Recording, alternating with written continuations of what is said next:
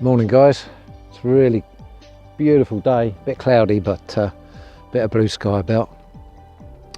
Wanted to make this video for a few days but grief grabbed me and shook me around for a couple of days, threw me down on the floor, picked me up, gave me a slap around the face, kicked me in the head, kicked me in the guts and then threw me down again.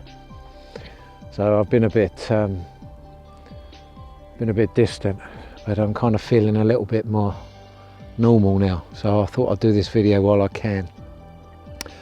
The day after my last video, how I manifested something in the very same day, I did it again the next day, and I manifested something for myself that for me was completely impossible, you know, and I did it and I wanted to share it with you, so I hope you enjoy.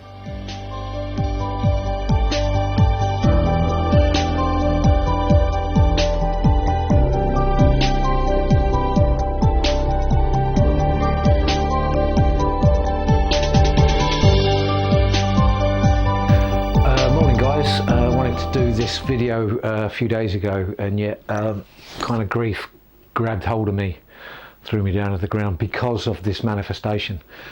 I decided I was going to try the day after my last manifestation, where I manifested something free in my life, which was the previous video to this one. I decided to do it again, and I did do it again, and I managed to manifest myself what to me was something that was seemingly impossible at the time, and it happened, so I wanted to share it with you. Something that I wanted to manifest, something that let me start from the beginning. I'll start from the beginning. I went for a coffee with a friend of mine the other morning, and met her for lunch, and somebody I've known for a long time. She knows my situation with the death of my wife, Carol, and we get together once every now and then for a coffee and a catch up, and we did the other day, and I heard something while I was in the coffee shop.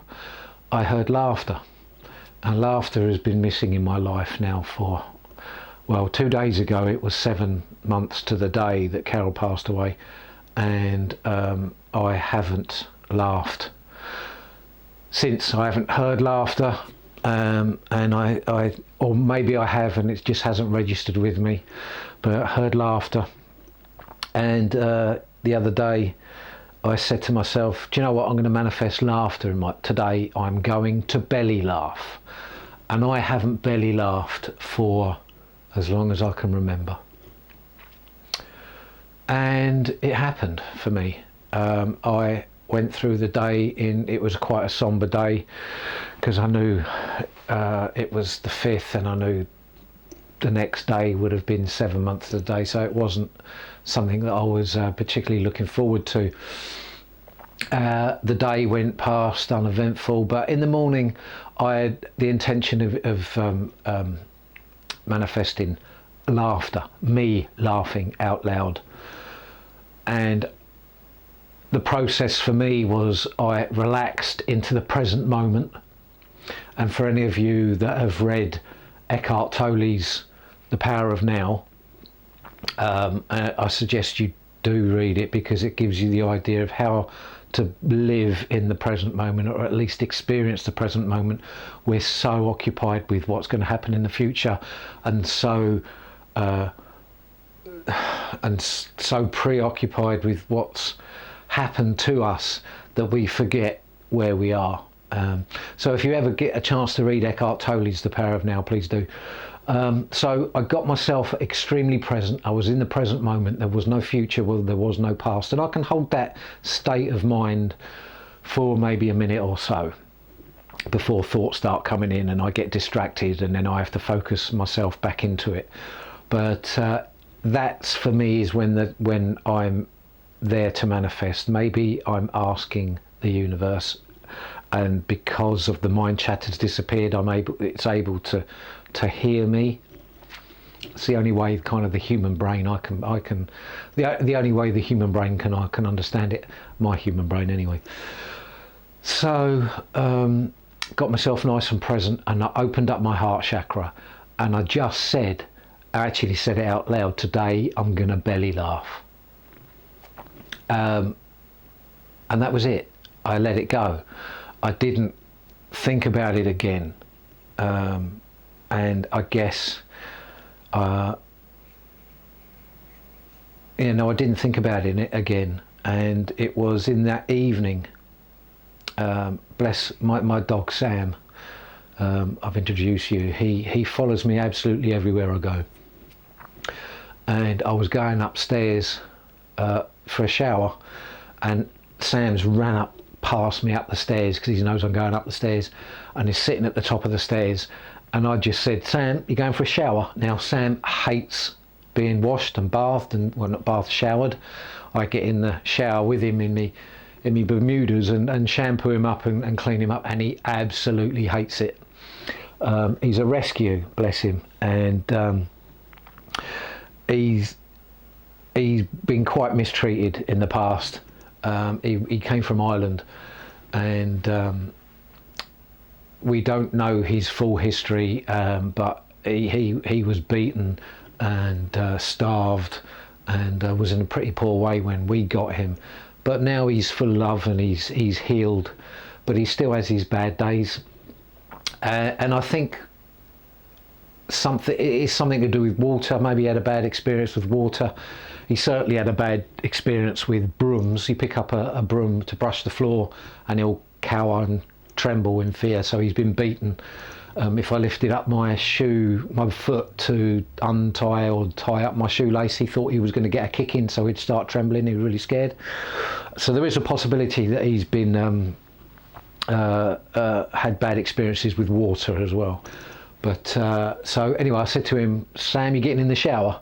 And he knows what that means. And he turned and looked at me and gave out this sound like something like Scooby-Doo, being scared, and then bolted down the stairs past me and back into the living room.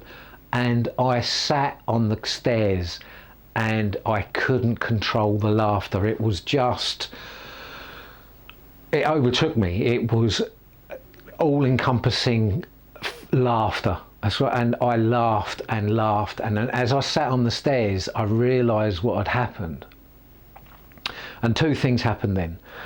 One, that beyond a shadow of a doubt, we are able to manifest things in our life with thought alone, done in a particular way. And two, the guilt I felt because I was able to laugh for the first time since Carol passed was overwhelming, and I wept.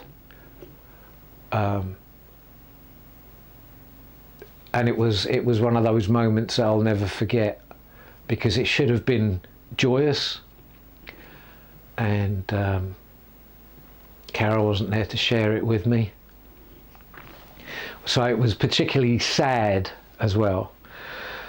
But in this, and I am going through the mill when it comes to emotions, in this turmoil where nothing seems to be as it should, I'm still able to manifest something beautiful.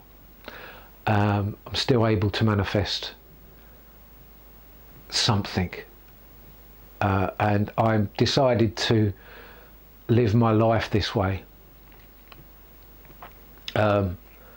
thoughtfully. Be aware of the thoughts that you think. And I want to go into the science a little bit about this as well, about how this happens. We believe that we are solid, and I'll do another video. Actually, what I'll do is I'll do another video on this, because I don't have the exact figures in my head. I'll have to look them up. But we believe that we are completely solid, that this hand is solid, that this room here is absolutely solid, that when we touch a table it's solid. But when you go small, molecular, and you look at the atoms and the particles and subatomic particles, everything that we believe that is solid, which includes our bodies, are actually 99.999 empty space. Empty space. We are just bags of empty space walking around. And what does that tell you? That our thoughts are energy, that we are energy, and that we're able to somehow manipulate one with the other. We know we can manipulate this body through thought alone. So if you think an unhealthy if you think a thought of fear, something that scares you, mortgage repayments, next door neighbour's dog, the next door neighbours, if you think about it enough, you'll get a physical reaction in your body. You'll get that fight or flight response. You're able to manipulate your body via emotion to give a physical expression of that. So fight or flight, you might feel sick, your hands start sweating, your pupils dilate, you'll feel your stomach will be upset, you start sweating. I've said that, haven't I? All these, and you feel like you're going mad. All those are natural reactions from a thought. All right, we're able to manipulate our thought. We're able to manipulate our body via thought. So if we can do it one way, why can't we do it the other way? And I suggest to you that we can. We can make ourselves sick through thought. We can make ourselves dead through thought. People have their state of mind under constant stress, a constant adrenaline, constant cortisol coursing through their veins. Next thing you know, they have cancer, and then a few years later they're dead. This is fact. This is what can happen. So if it can happen that way, we can manifest healing and health via thought alone. I'm not taking anything away from exercise and good nutrition. Of course I'm not. I've said that before in another video, but and then taking it a step further, we can understand that. You can get a grip of how we can do that, because we can make ourselves so sick via unhealthy thoughts, how we could possibly make ourselves well out of healthy thoughts. You can kind of get a grip of that. So let's take it a step further, that we can actually influence our outside world with our thoughts alone. And how can that not be true? Everything that you can see around you, be it a garden shed or the space shuttle, started off in somebody's mind as a thought. All right, so it's able to happen. We're able to do it. We're able to manifest via thought, and I'm living proof of that. And I've experienced that, and I'm going to share some more experiences as time goes on with you, how I'm manifesting and exactly how I do it, because if it works for me, it'll work for anyone. So I wanted to share that with you, that I, for the first time in as long as I can remember, belly laughed because of a manifestation that I had set the very same day. And I hope you take something from this, that we are able to change the way we are, and whatever it is that out there that we connect to in the present moment wants us to be happy, wants us to be, wants us to have the things that we want. There's no guilt involved. Just stop thinking of God and I don't want to tread on people's toes about belief systems, and whatever you believe, it's completely up to you. But whatever it is, it doesn't want us to suffer. It doesn't want us to be miserable and sad and unhappy and live in scarcity, and to feel the way that we're told by certain religions we should feel. Certain authorities, I guess, that want you to feel like you should live in scarcity and that you should live a meek and humble life. And there's nothing wrong with being humble, but you don't need to bow your head or bend your knee to show what a nice person you are.